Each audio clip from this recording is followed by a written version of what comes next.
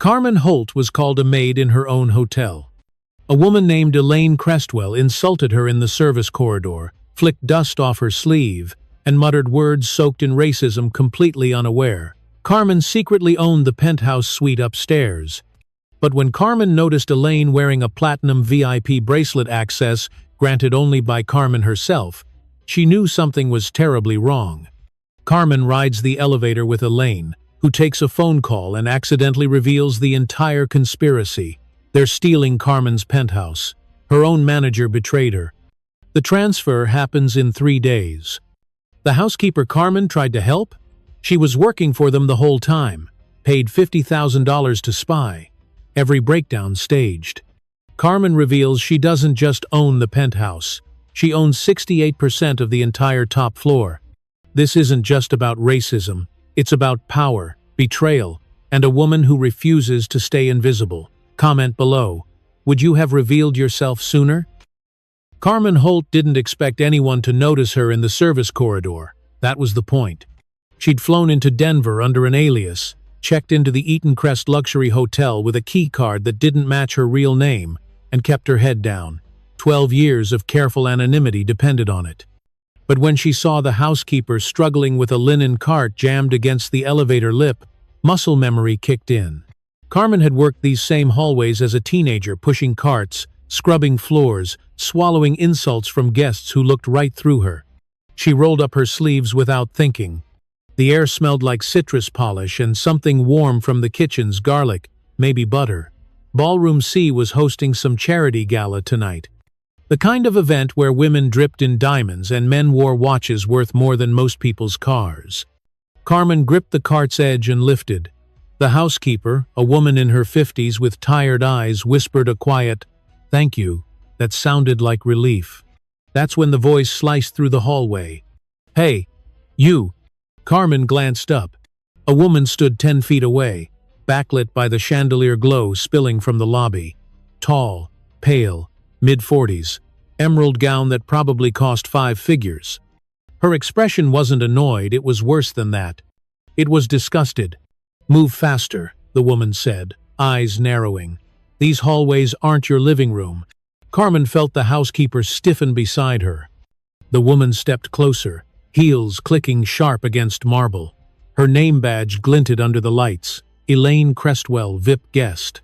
Crestwell, real estate royalty in Denver County. The kind of family that owned half the skyline.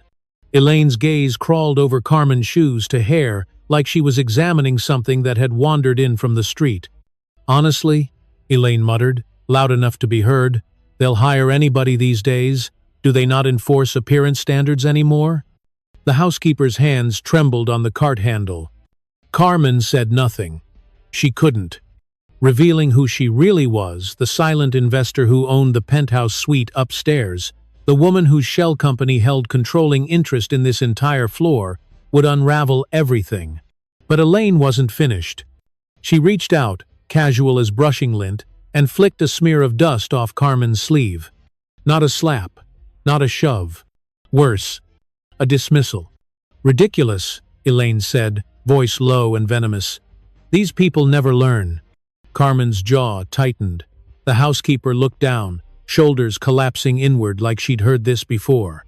And that did something to Carmen. It unlocked a wound she'd spent years pretending didn't still bleed. Before she could respond, Elaine turned toward the elevator, and Carmen saw it. A platinum bracelet on her wrist. Not gold, not silver. Platinum. The kind issued for access to only one place in this entire hotel. The penthouse floor. Carmen's penthouse floor. Subscribe if you believe no one deserves to be treated like this, because what Carmen's about to discover will change everything.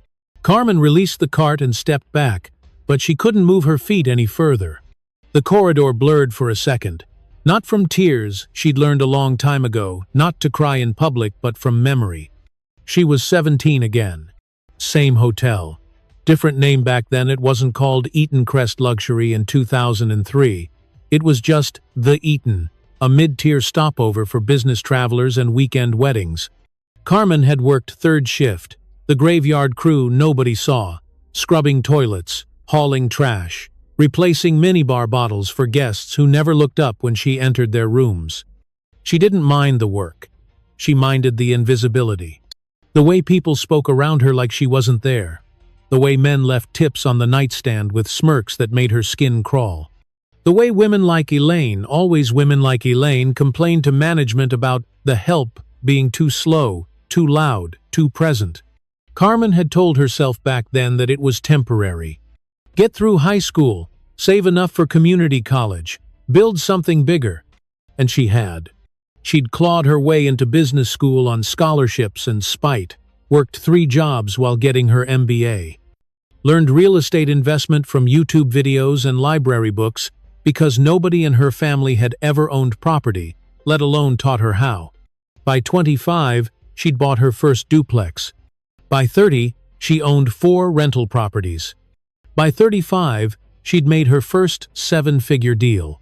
And at 38, she'd done something nobody knew about, not her friends, not her financial advisor, not even her younger brother who thought she was still doing pretty well. She'd bought the penthouse suite at the Eaton Crest. Not to live in, not to show off. To prove to herself that the 17-year-old girl scrubbing floors in this building hadn't been erased.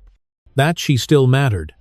But standing here now, with Elaine's words still hanging in the air like poison, these people never learned Carmen felt something she hated.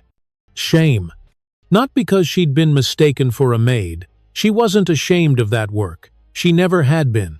She was ashamed that part of her still flinched when someone looked at her that way. Like she was less. Like she didn't belong. Like no matter how much she built, how much she owned, how much she'd fought to get here, someone like Elaine could still make her feel small. Carmen exhaled slowly, centering herself. The housekeeper was watching her, eyes wet but silent. Elaine was already halfway to the elevator, platinum bracelet glinting under the hallway lights. And Carmen realized something that made her stomach drop. If Elaine had access to the penthouse floor, that meant someone had given it to her. Someone who knew Carmen's real identity. Someone who had broken a confidence she'd protected for over a decade. Which meant this wasn't just an insult.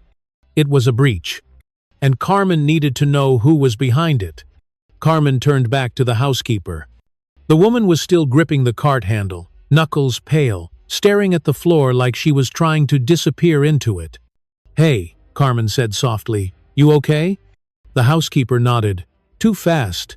The kind of nod that meant no, but I can't afford to say it out loud. Carmen didn't move. She waited. Silence had a way of pulling truth to the surface. After a moment, the woman's shoulders sagged. She glanced down the corridor, checking to make sure Elaine was gone, then looked at Carmen with eyes that carried too much weight. "That's the 3rd time this week," she whispered. Carmen frowned. "3rd time she's done what?" "Talk to me like that." The housekeeper's voice cracked. "Last Tuesday, she complained to my supervisor that I left streaks on her bathroom mirror. There were no streaks. I checked 3 times before I left the room." Carmen felt her jaw tighten. "Thursday, she said I stole a bracelet from her nightstand. Security searched my locker, found nothing, because I didn't take anything." The woman's hands trembled. "She knew I didn't. She just wanted to humiliate me." "Did you report her?" The housekeeper let out a bitter laugh. "Report her? To who? She's a Crestwell. You know what that name means in this city?" Carmen did. The Crestwell family didn't just have money, they had influence, political connections, board seats, the kind of power that made complaints disappear before they ever reached HR. "I've got 2 kids." The housekeeper continued, voice barely above a whisper. "One's starting college in the fall. The other needs braces. I can't lose this job. I can't even risk losing this job." She wiped her eyes quickly, like she was angry at herself for crying. "So I just take it.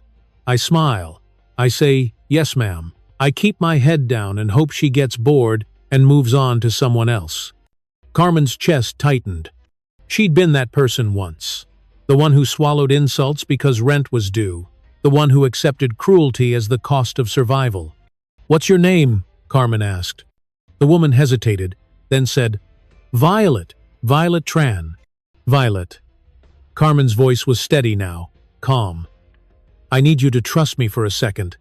Has Elaine ever mentioned why she's here? What she's doing on the penthouse floor? Violet blinked, confused by the question.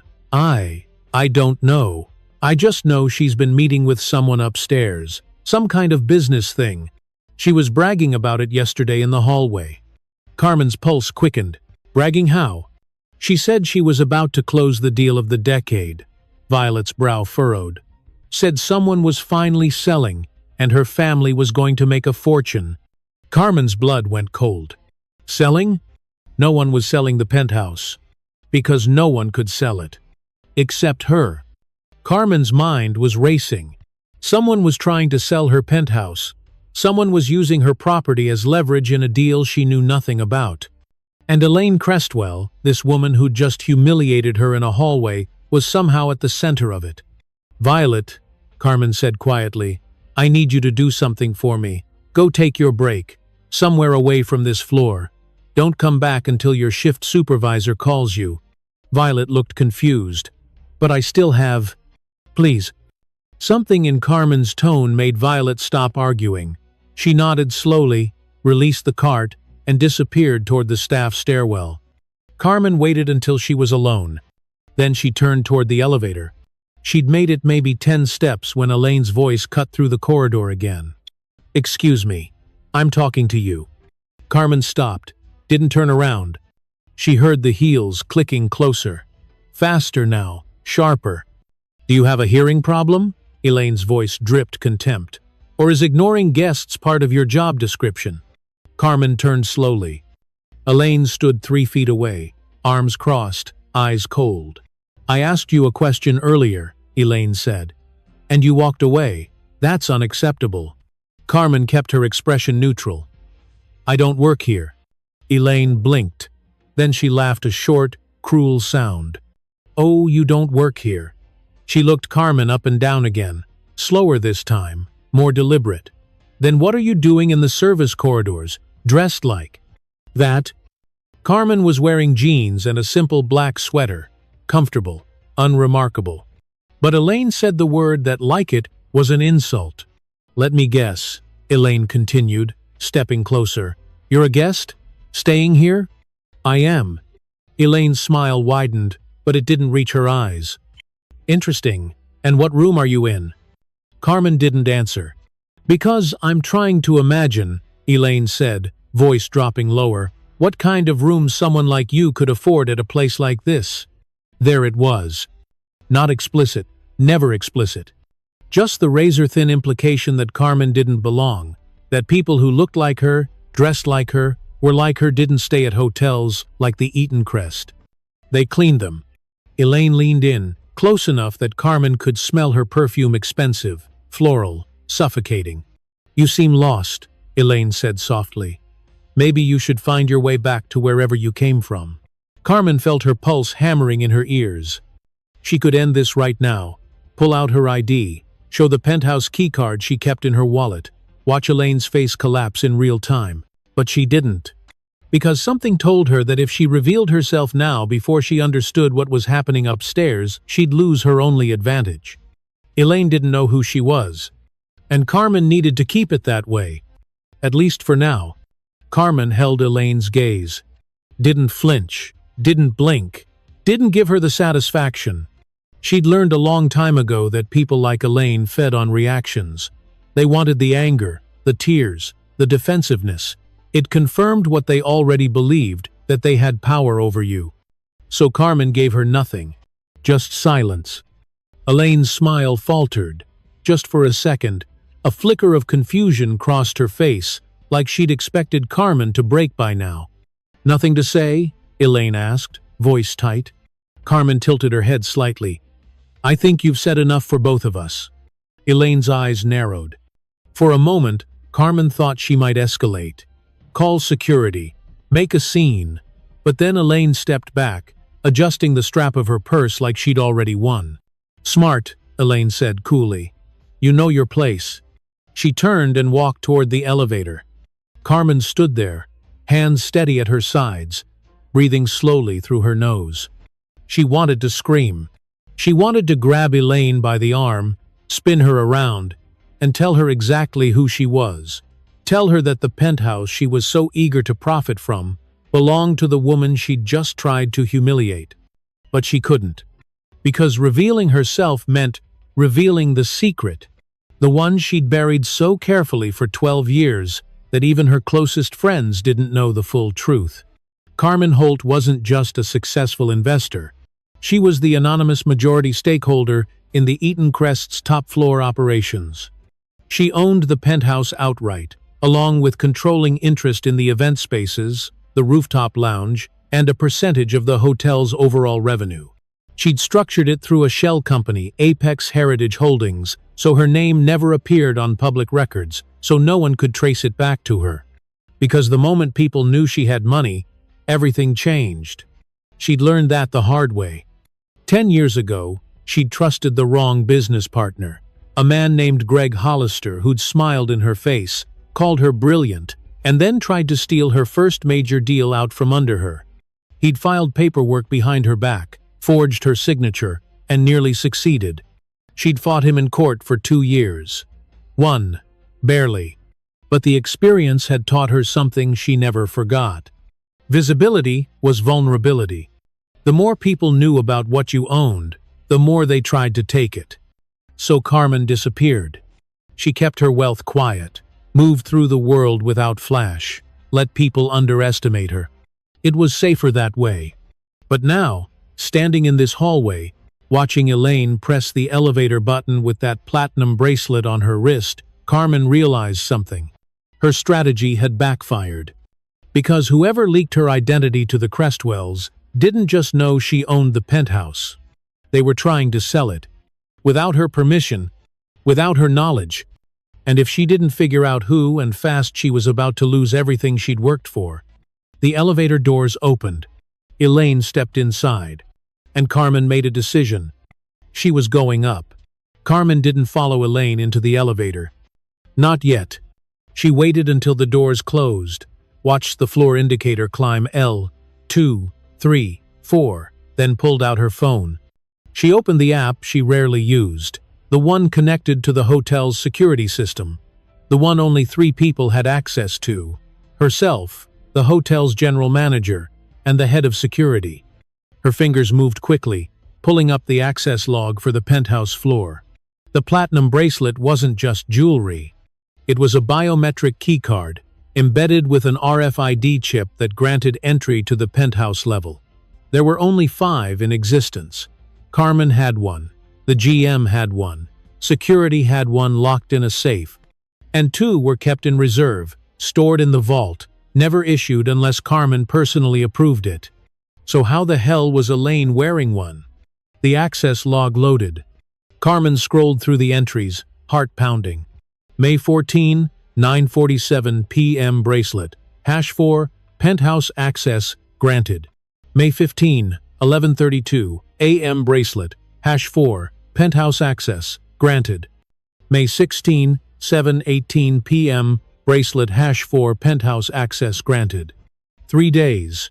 Elaine had been going up to the penthouse for 3 days. Carmen's jaw clenched. Bracelet #4 was one of the reserve units, the ones that required her personal authorization to activate. She scrolled further, looking for the activation record. And there it was. May 13, 6:22 p.m. bracelet #4, activated by user R. Calloway. R. Calloway. Ronald Calloway. The hotel's general manager. Carmen's breath caught. Ron had worked at the Eaton Crest for 15 years. She'd trusted him. He was one of only 2 people who knew her real identity, who knew she owned the penthouse, who managed the property on her behalf while she stayed anonymous. He'd activated the bracelet. He'd given Elaine access. Without asking her. Without telling her. Why? Carmen's mind raced through possibilities. Maybe he didn't know who Elaine was. Maybe someone forged his credentials. Maybe… No. Ron was too careful for that. Too precise. If he'd activated that bracelet, he'd done it deliberately. Which meant one of 2 things. Either he'd been bribed, or he'd been threatened. Carmen closed the app and stepped toward the elevator, but her hand froze over the call button. If Ron had turned on her, She couldn't trust anyone else on staff. Not security, not the front desk, not the people she'd paid for over a decade to keep her secret. She was walking into hostile territory. And Elaine wasn't just some racist guest throwing insults in a hallway. She was part of something bigger. Something that involved Carmen's property, her privacy, and possibly her entire financial future. The elevator dinged. The doors opened. Empty. Carmen stepped inside and pressed the button for the penthouse floor. Her floor. But as the elevator began to rise, a cold realization settled in her chest. She had no idea what she was walking into, or who was waiting for her at the top. The elevator climbed in silence. Carmen watched the floor numbers tick upward, her reflection faint in the polished steel doors. She looked calm, composed. Inside, her thoughts were spiraling. Ron Calloway had given Elaine access to the penthouse. That much was clear.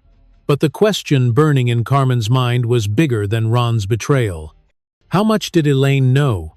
If Ron had simply handed over a bracelet and said, "Here's access to the penthouse," that was one thing. Elaine might think she was meeting a seller, a property owner looking to offload a luxury suite.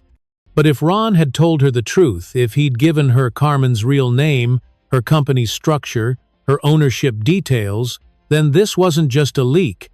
It was a targeted attack. And Carmen had enemies. Not many, but enough. Competitors who'd lost bids to her shell company, developers who'd been outmaneuvered on deals, people who'd spent years trying to figure out who was behind Apex Heritage Holdings and failed. If any of them discovered the truth, they wouldn't just try to buy her out. They'd try to destroy her. The elevator passed the 10th floor. Carmen's pulse quickened. She thought about the way Elaine had looked at her in the hallway. The contempt. The certainty that Carmen was nobody. If Elaine knew who she really was, she wouldn't have spoken to her like that. Would she? Unless. Carmen's stomach dropped. Unless Elaine did know. And the cruelty wasn't ignorance. It was strategy. A power play. A psychological tactic to throw Carmen off balance, make her feel small, make her doubt herself before the real confrontation happened upstairs. It was the kind of move someone made when they thought they'd already won. The elevator passed the 15th floor. Carmen's hands curled into fists at her sides. She thought about Violet, the housekeeper who'd been harassed for weeks, the false accusations, the locker search, the systematic humiliation. That wasn't random.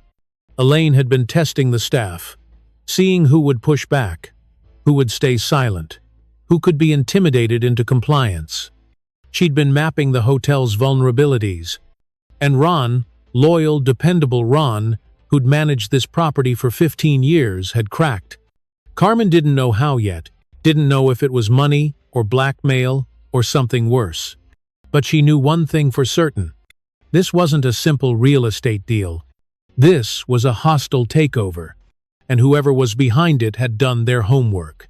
They knew her routines, her privacy measures, her shell company structure.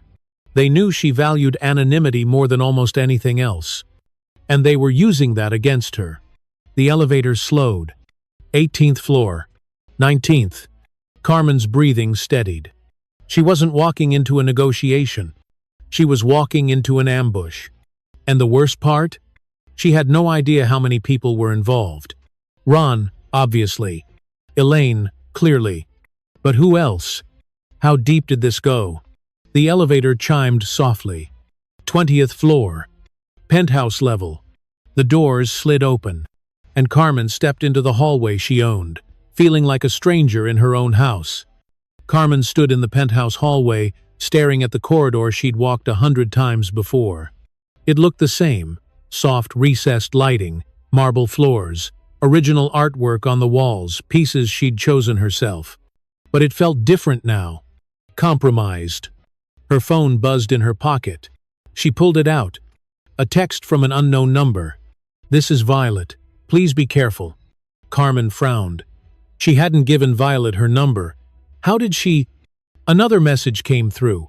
"I asked front desk for your contact info. Told them you left something in the hallway. I'm sorry, but you need to know something about that woman." Carmen's thumb hovered over the keyboard, then typed quickly. "What is it?" The reply came fast. "Elaine Crestwell isn't just rich. Her family owns half the commercial real estate in Denver County. Her brother sits on the City Planning Commission. Her father is a federal judge." Carmen's jaw tightened. "She's destroyed people before," Violet continued. 2 years ago, a line cook reported her for throwing a plate at him in the kitchen. He was fired the next day. The hotel said budget cuts. His wife worked here too, also let go, same day. Carmen felt her pulse quicken. Last year, a valet scratched her car pulling it around. Barely a mark. She sued him personally, took him to court. He lost everything, had to file bankruptcy. Another message. "I'm telling you this because you stood up for me tonight, and because I saw the way you looked at her, like you were going to do something." Carmen stared at the screen. "Please don't," Violet wrote. "People like her don't lose. They just make you disappear." Carmen exhaled slowly. She understood what Violet was saying. The warning was genuine, rooted in real fear. But Violet didn't know the full picture. She didn't know that Carmen wasn't just some guest Elaine had insulted. She didn't know Carmen owned this floor. She didn't know Carmen had already survived people far more dangerous than Elaine Crestwell. Carmen typed a response. "Thank you for the warning. I'll be careful. And Violet, you don't have to worry about your job. Not anymore." She hit send, then pocketed the phone. Violet's warnings weren't wrong. The Crestwells had power, connections, the kind of institutional leverage that could bury someone quietly. But Carmen had something they didn't. Information. She knew this building better than anyone. Every camera, every access point, every security protocol. And she knew something else, too. People with that much power, people who used it to humiliate housekeepers and destroy line cooks, got comfortable. They stopped checking their blind spots. They assumed no one would ever hit back. Carmen started walking down the hallway, her footsteps silent on the plush carpet. The penthouse door was 50 feet ahead, slightly ajar, just like she'd feared. She could hear voices now, low, muffled, coming from inside. One of them was Elaine. The other was male, deep, calm. Carmen didn't recognize it. She moved closer, heart pounding, every instinct screaming at her to turn around. But she didn't. Because 12 years ago, she'd made herself a promise. No one would ever take what was hers. Not again.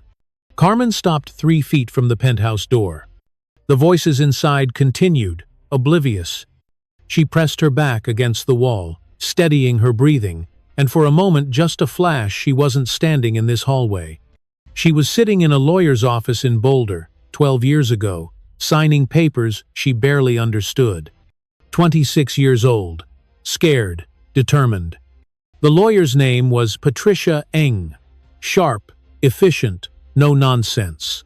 She'd looked at Carmen across the desk and said, "You're sure about this? Once we structure it this way, unwinding it is expensive and complicated." Carmen had nodded. "I'm sure." The Eaton Crest had just gone up for sale. Not the whole hotel, just the penthouse suite and the associated top-floor operations. The previous owner, a Dubai-based investment group, was liquidating assets after a financial scandal. The asking price was $4.2 million. Carmen had $4.4 million. Every dollar she'd saved, earned, scraped together from rental properties, flipped houses, and one very risky commercial development deal that had paid off bigger than she'd ever imagined. It was everything she had, and she was about to bet it all on a single property. But she wasn't buying it as Carmen Holt. Patricia had structured the purchase through a shell company, Apex Heritage Holdings, LLC, a Nevada-based entity with layered ownership that made it nearly impossible to trace back to Carmen personally. "Why the secrecy?" Patricia had asked. Carmen had hesitated, then said, "Because the moment people know a young black woman owns a penthouse in downtown Denver, they'll either try to take it from me or convince me I don't deserve it." Patricia hadn't argued. She'd seen it before. They filed the paperwork. Carmen signed with a hand that didn't shake, even though her heart was pounding. Apex Heritage Holdings became the official owner. Carmen became invisible. And for 12 years, it had worked. She'd managed the property remotely, hired Ron Calloway to handle day-to-day operations. Never stayed in the penthouse herself. It was too risky, too visible. Instead, she rented it out to wealthy guests who had no idea the woman who owned it had once scrubbed their toilets. The revenue had been steady, excellent, even. Within 5 years, she'd recouped her investment. Within 10, she'd doubled it. The penthouse wasn't just a property. It was proof. Proof that she'd made it. Proof that the girl who'd grown up in a 2-bedroom apartment in North Denver, who'd worn second-hand clothes and worked 3 jobs just to survive, proof that she'd built something they couldn't take away. Except now, someone was trying. Carmen blinked, pulled back to the present. The voices inside the penthouse had gone quiet. She heard footsteps. Heavy, deliberate. Coming toward the door. Carmen's pulse spiked. She had 2 choices. Step into view and confront whoever was inside. Or disappear before they saw her, regroup, and figure out her next move. The door handle turned. Carmen made her decision. Carmen stepped back, slipping into the alcove near the emergency stairwell. The penthouse door swung open. She held her breath. A man stepped out, tall, late 50s, expensive suit, salt and pepper hair slicked back. Not Ron Calloway. Someone else. He glanced down the hallway left, then right then pulled out his phone and walked toward the main elevator. Carmen stayed frozen until he disappeared around the corner. Then she exhaled. Her hands were shaking. She pressed them flat against the wall, forcing herself to breathe slowly, and the memory she'd been pushing down all night finally surfaced. Greg Hollister. The name still made her stomach turn. 10 years ago, Carmen had partnered with him on her first major commercial deal, a small office complex in Lakewood that was being sold below market value. The owners were desperate. Carmen had spotted the opportunity, ran the numbers, knew it was solid. But she didn't have enough capital to buy it alone. That's where Greg came in. He was older, experienced, a white man with an MBA from Stanford, and connections Carmen didn't have. He'd smiled at her across the table at a networking event and said, "I love working with hungry entrepreneurs. Let's build something together." She'd believed him. They'd shaken hands, drafted a partnership agreement, 50-50 split, equal control. Carmen did all the work, found the property, negotiated the price, secured the financing. Greg showed up to meetings, nodded along, and signed where she told him to. 2 weeks before closing, Carmen discovered he'd filed separate paperwork. Documents that listed him as sole owner. Documents that had her signature forged. He'd planned to cut her out completely. Take the property. Take the profit. Leave her with nothing. When she confronted him, he didn't even deny it. He just shrugged and said, "You're smart, Carmen, but nobody's going to take you seriously in this industry. I'm doing you a favor. You can't win this fight." She'd won. Barely. 2 years of legal hell, attorneys she couldn't afford, depositions that left her shaking with rage. A judge who barely hid his skepticism that a 28-year-old black woman could have structured the deal she was claiming credit for. But she had emails, contracts, bank records. And Greg had gotten sloppy. The judge ruled in her favor. Carmen kept the property. Greg walked away with nothing but a reputation that somehow stayed intact, because men like him always landed on their feet. But Carmen learned something that day. Trust was a liability. Visibility was a weapon people used against you. And if she was going to build wealth, real, lasting wealth, she had to do it in the shadows. That's why she'd created Apex Heritage Holdings. That's why she'd kept her ownership of the penthouse secret. That's why even now, standing outside her own property, she was terrified to reveal herself. Because people like Greg, people like Elaine, didn't just take your money. They took your dignity, your credibility, your right to exist in spaces they thought belonged to them. Subscribe if you've ever been betrayed by someone you trusted, because Carmen's about to find out if it's happening again. Carmen waited until the man in the suit disappeared completely. Then she moved. Not toward the penthouse door, not yet. She needed to think. Needed to understand what she'd just seen. Who was he? Why was he in her penthouse? And where the hell was Ron? She turned toward the main elevator, the same one the man had taken, and pressed the call button. She'd go down, regroup, maybe confront Ron directly, force him to explain what was happening before. The elevator dinged. The doors slid open, and Elaine Crestwell stood inside. Their eyes met. For a second, neither of them moved. Elaine's expression shifted surprise, then suspicion, then something colder. "You again," she said flatly. Carmen didn't respond. She stepped into the elevator. She had no choice. Turning around now would look like retreat, like fear. And she refused to give Elaine that satisfaction. The doors closed. The space shrank instantly. 8 feet by 6 feet, polished mirrors on 3 sides, soft classical music playing through hidden speakers, and suffocating silence. Carmen stood on one side, hands loose at her sides, eyes forward. Elaine stood on the other, arms crossed, staring directly at Carmen's reflection. The elevator began its descent. 20th floor, 19th. Carmen could feel Elaine's gaze crawling over her, calculating, assessing. "You're very persistent," Elaine said finally. Carmen didn't look at her. "I'm just using the elevator." "To go where? Does it matter?" Elaine's lips curved into a thin smile. "It matters when you're clearly somewhere you don't belong." 18th floor, 17th. Carmen's jaw tightened, but she kept her voice level.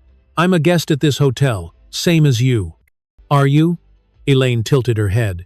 "Because I saw you helping the cleaning staff. I saw you in the service corridors, and now you're on the penthouse floor." She let the implication hang in the air. Carmen turned her head slowly, met Elaine's eyes in the mirror. "I didn't realize guests needed permission to use the elevator." Elaine's smile widened. "No, but they do need keycards to access certain floors."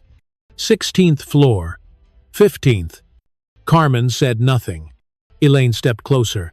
Not threatening, just invasive, closing the distance in a way that made the small space feel even smaller. "So how did you get up there?" Elaine asked softly.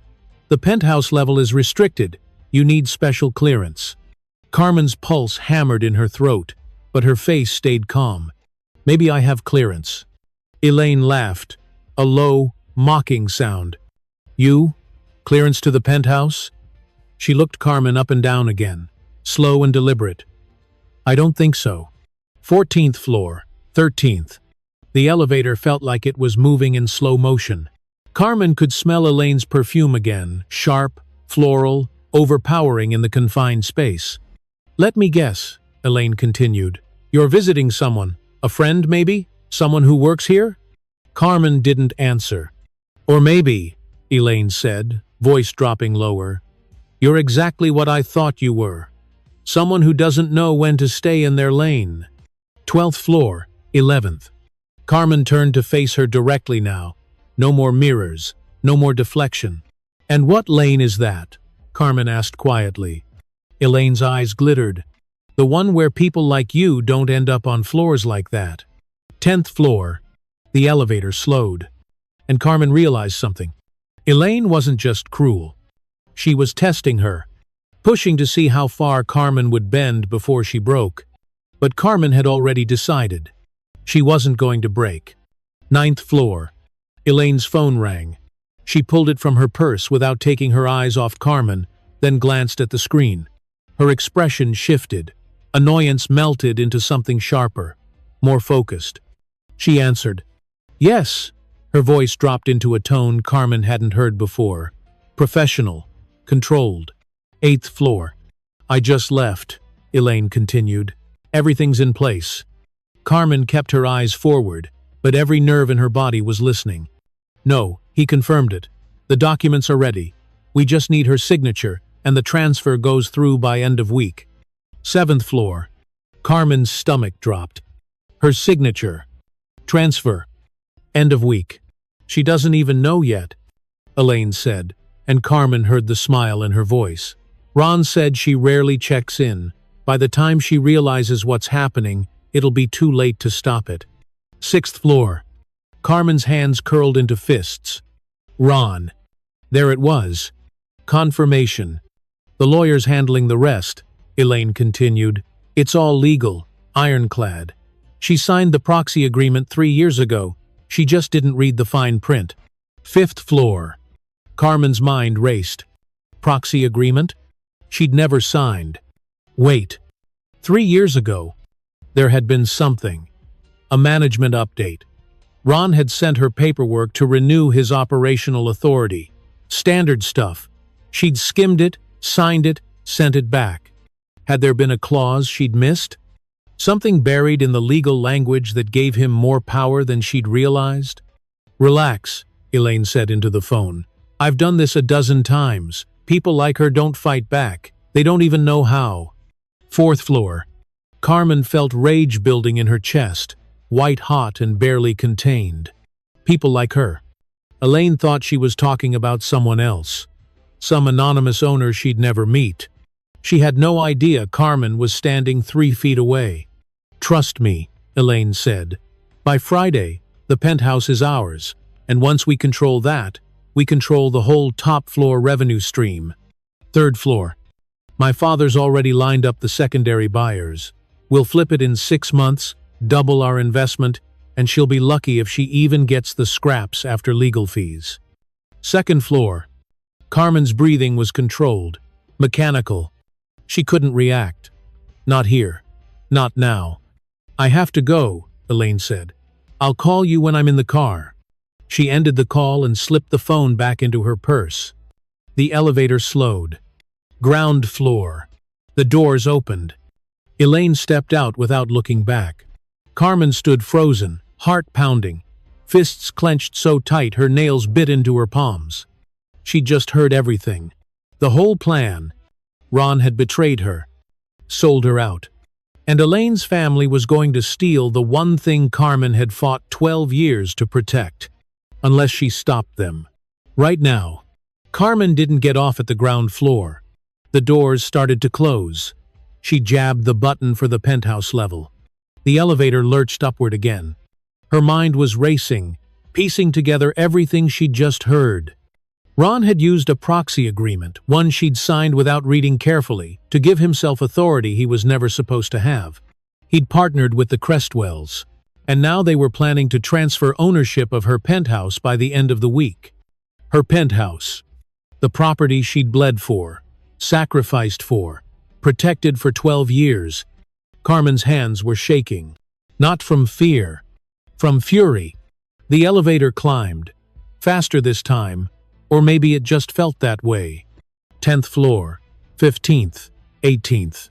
She needed evidence, documentation, something concrete she could take to her lawyer and blow this whole thing apart before they executed whatever legal trick they thought would work.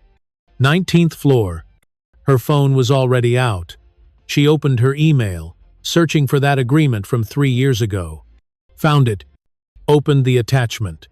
Scanned the first page. Standard language, operational authority, financial discretion within approved limits.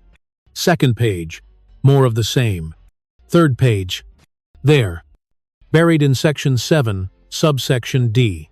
In the event that the primary owner is unresponsive or unreachable for a period exceeding 90 consecutive days, the appointed manager reserves the right to execute decisions in the best interest of the property, including but not limited to sale, transfer, or restructuring of ownership.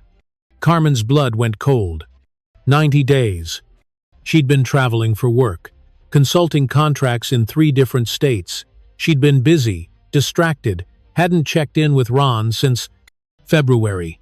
It was mid-May. 92 days. She'd triggered the clause without even knowing it. The elevator chimed. 20th floor. The doors opened. Carmen stepped into the penthouse hallway, mind spinning, trying to figure out if there was any legal way to reverse this, to prove she hadn't been unresponsive, that she'd just been... She stopped. The penthouse door was open. Not wide open. Just slightly ajar. A sliver of light spilling into the hallway. Carmen's heart slammed against her ribs. She'd been up here 20 minutes ago. The door had been closed then. Someone was inside. Still inside. She moved closer. Footsteps silent on the plush carpet. Voices drifted out. Low. Male. Not Ron. The man in the suit from earlier? Maybe. Carmen's hand hovered near the door. She could push it open, walk in, confront whoever was in there. But a voice in the back of her mind, careful, cautious, the part of her that had survived Greg Hollister, whispered a warning. If you go in there now, without knowing who's inside or what they're doing, you lose the element of surprise. And surprise might be the only advantage you have left. Carmen pulled out her phone, opened the camera, switched it to video, then stepped closer to the gap in the door, and started recording. Carmen held her phone steady, angling it through the gap in the doorway. The camera captured a sliver of the penthouse interior, the edge of the marble entry table, a corner of the living room, shadows moving across the hardwood floor. 2 men, maybe 3. She couldn't see their faces yet. Their voices were clearer now. Told you, the paperwork is airtight. She has no legal standing once the 90-day window closes. And you're certain she hasn't been in contact? Positive. Ron confirmed it this morning. No emails, no calls, no property management check-ins since February. Carmen's jaw tightened. They were talking about her like she was already gone. What about the staff? The second voice asked. Anyone who might tip her off? Taken care of. Ron's been monitoring communications. Anyone who asks questions gets reassigned or let go, quietly. Carmen's stomach turned. How many people had Ron fired to keep this secret? How many employees had lost their jobs just so he could sell her out? And the Crestwell woman? The second voice said. She's on board?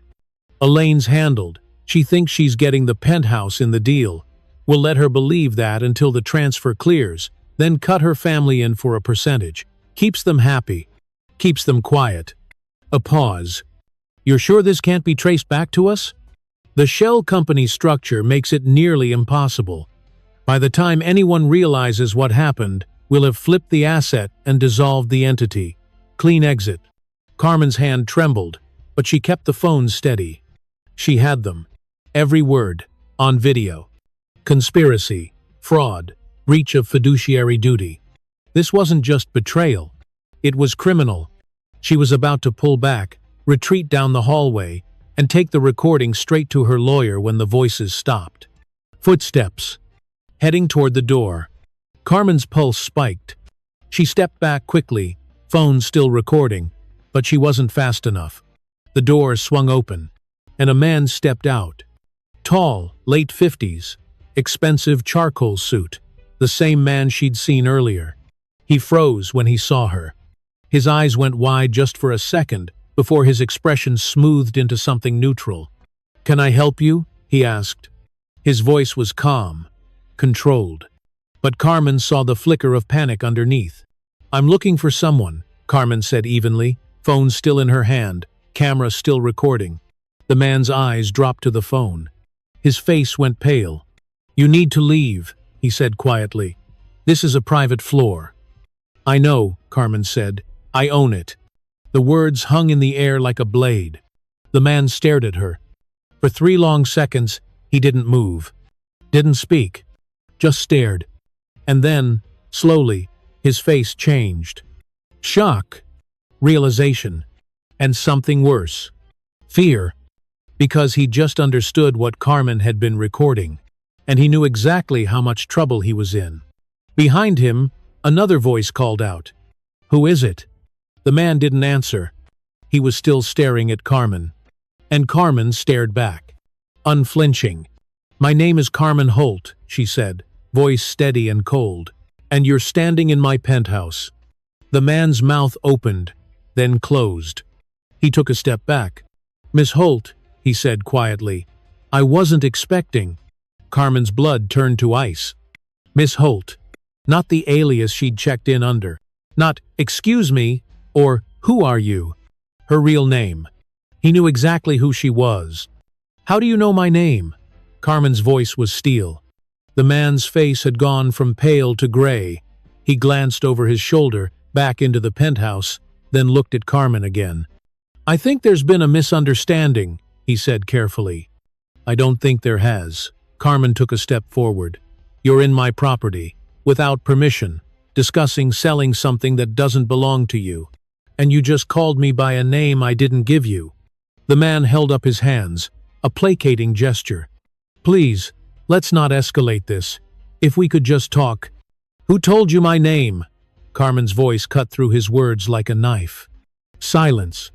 The man's eyes darted to her phone again, still recording. "I'm going to ask you one more time," Carmen said. "Who leaked my identity?" The man swallowed hard. Behind him, another figure appeared in the doorway. Younger, mid-30s, wearing a polo shirt with the hotel's logo embroidered on the chest. Ron Calloway. Carmen's breath caught. Ron looked at her, and for a moment, something like guilt flickered across his face. But it disappeared fast. "Carmen," he said quietly, "you shouldn't be here." "I own here," Carmen shot back. "You're the one who shouldn't be here." Ron stepped into the hallway, closing the door behind him. The man in the suit didn't move, trapped between them. "How long?" Carmen asked, voice shaking now, not with fear, with rage. "How long have you been planning this?" Ron didn't answer. "How long, Ron?" "6 months," he said finally. Carmen felt the ground tilt beneath her. 6 months. Half a year of planning, coordinating, lying to her face every time she'd called to check in. "Why?" The word came out broken. Ron looked away. "You don't understand the pressure I've been under. The Crestwells made me an offer I couldn't refuse.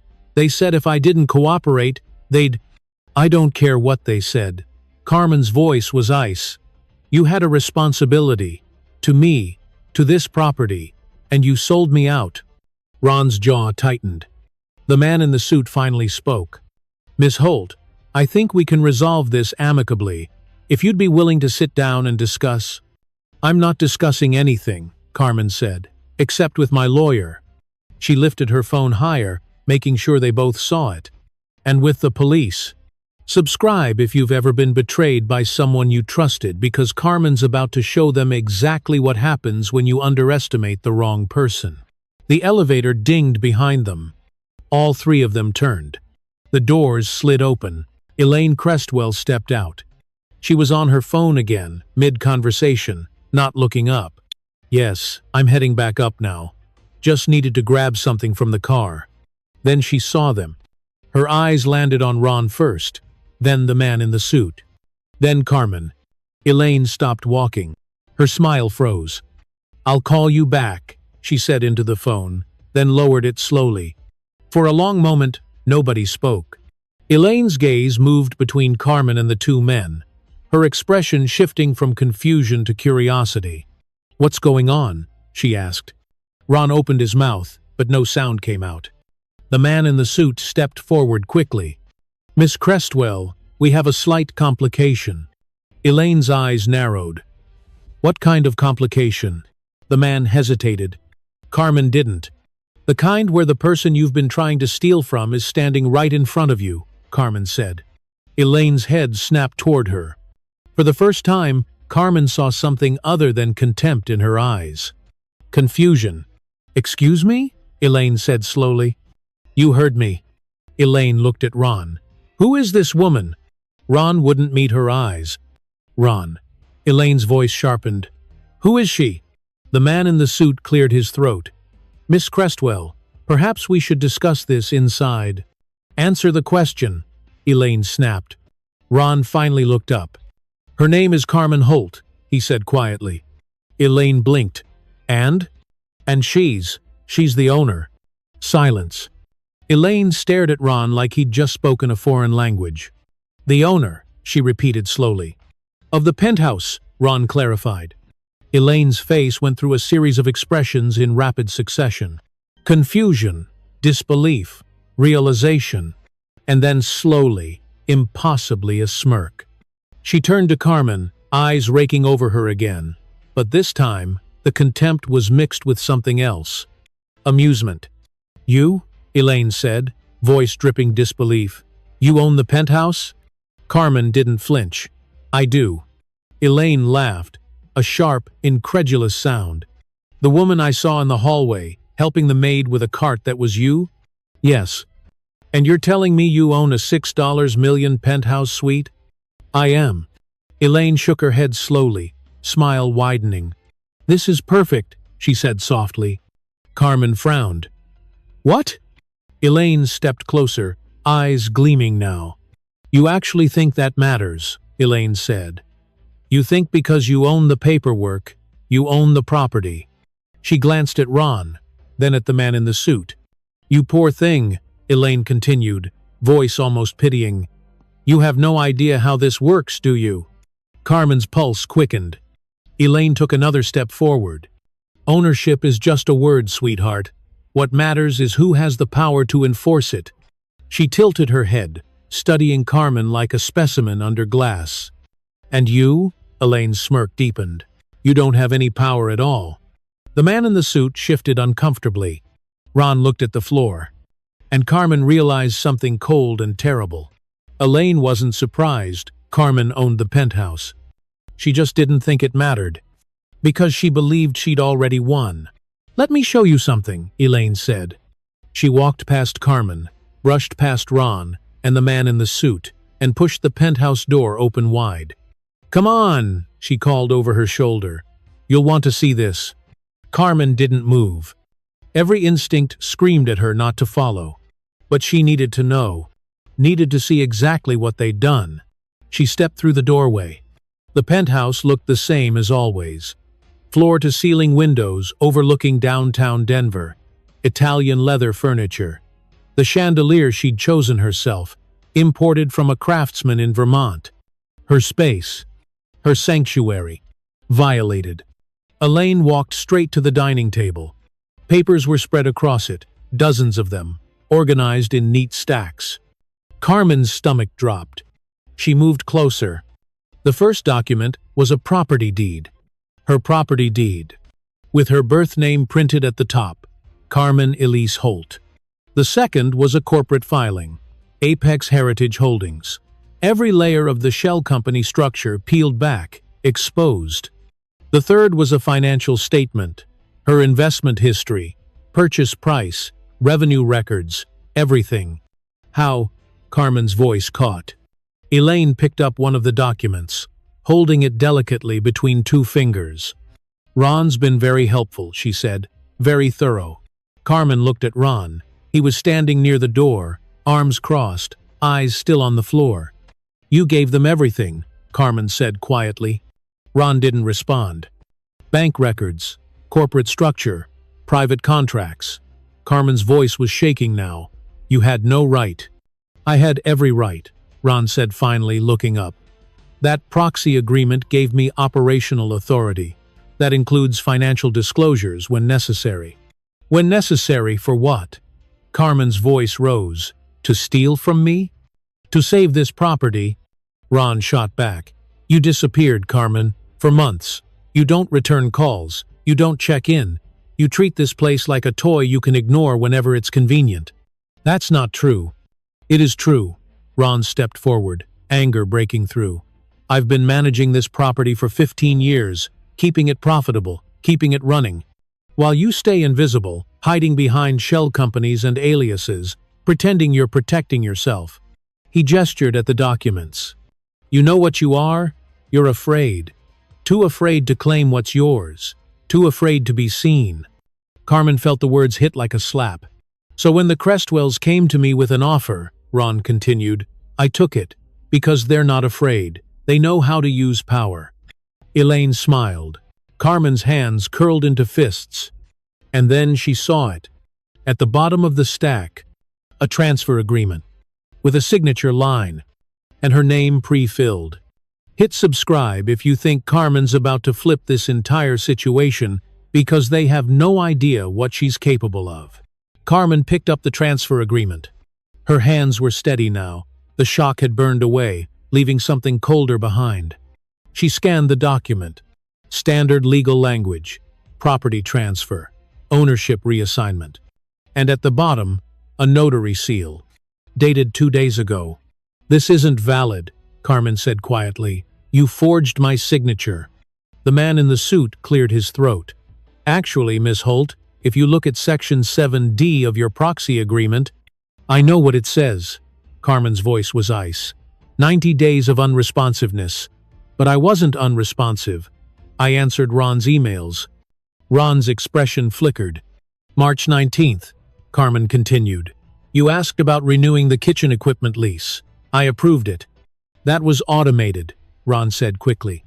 April 2nd. You sent me revenue projections. I replied with budget adjustments. Those were operational updates, not ownership check-ins. Carmen's eyes narrowed. You're splitting hairs to justify theft. I'm following the letter of the agreement you signed, Ron said. Carmen set the document down carefully. Who else? She asked. Ron frowned. What? Who else helped you? Carmen looked around the room. You didn't pull all this information alone. Financial records, corporate filings, personal documentation. You had help. Ron said nothing. Carmen's gaze moved to the documents again. And then she saw it. A post-it note stuck to one of the bank statements. Handwriting she recognized. V. Nguyen verified 5/12. Carmen's breath caught. Violet Nguyen. Not Tran. Violet had lied about her last name. The housekeeper who'd been so helpful, so concerned, so eager to warn Carmen about Elaine. The woman who'd somehow gotten Carmen's phone number from the front desk without Carmen ever giving permission. Violet, Carmen said slowly. Ron's face confirmed it. She's been working for you this whole time. She's been working for me for 3 years, Ron said.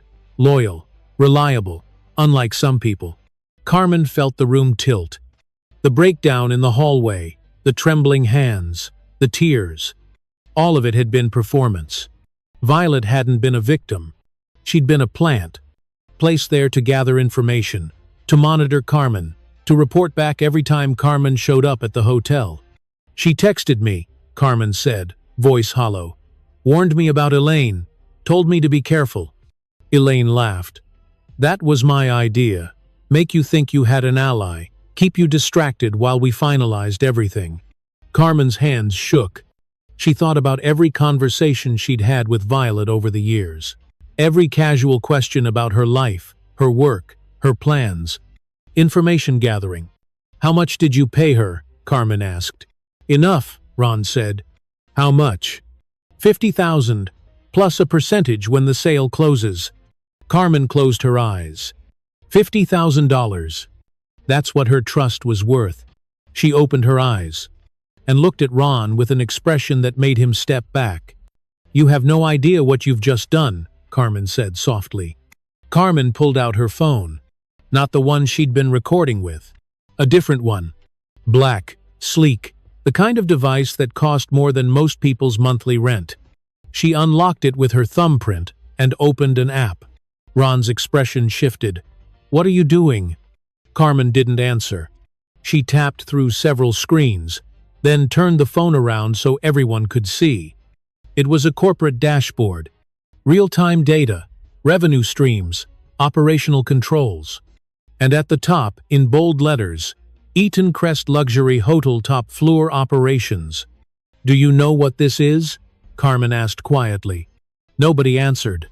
This, Carmen continued, is the control panel for every revenue, generating operation on the top 5 floors of this hotel, the penthouse, the rooftop lounge, the event spaces, the VIP suites.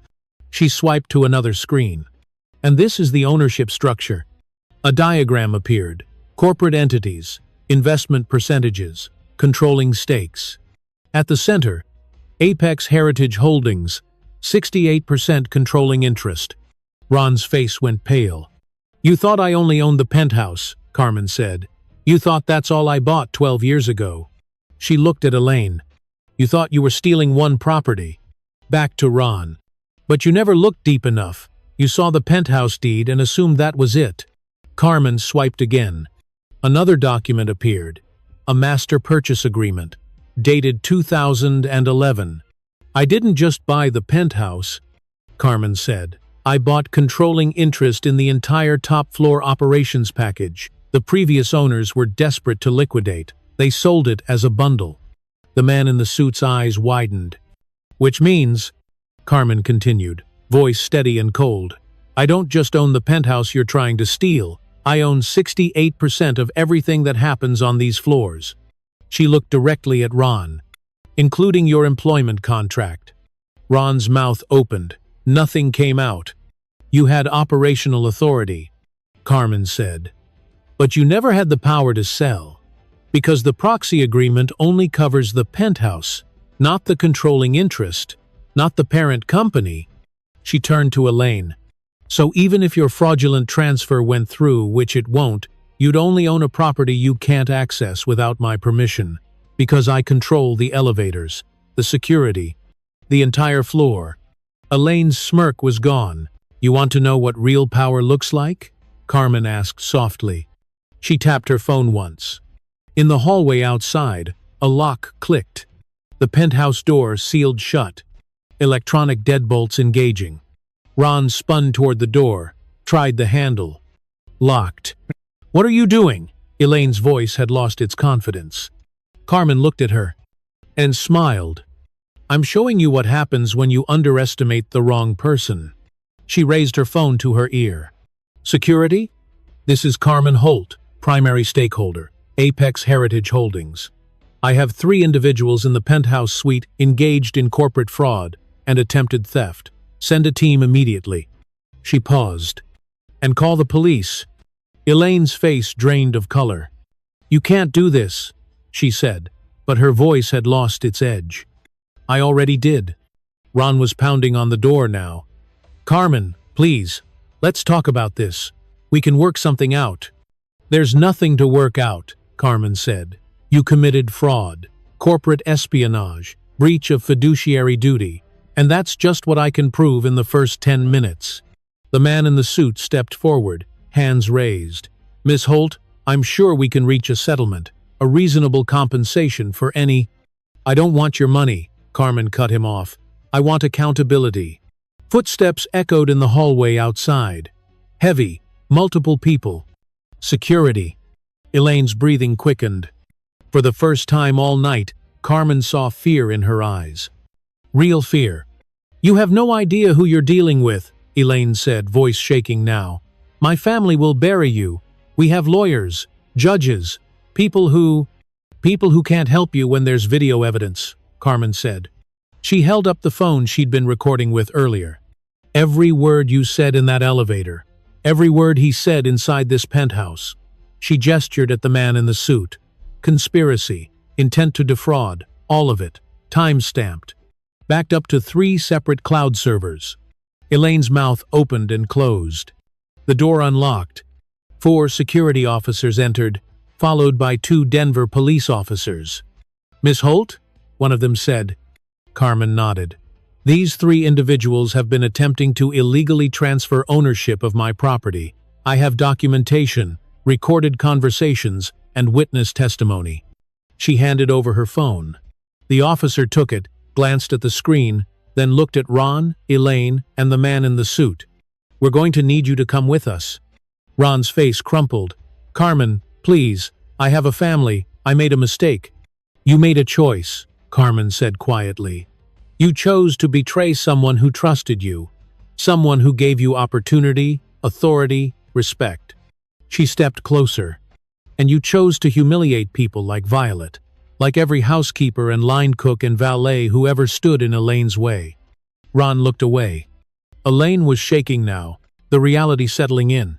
Her family's name wouldn't save her from this. Her connections wouldn't erase the evidence. She'd gambled everything on Carmen being too weak, too scared, too invisible to fight back.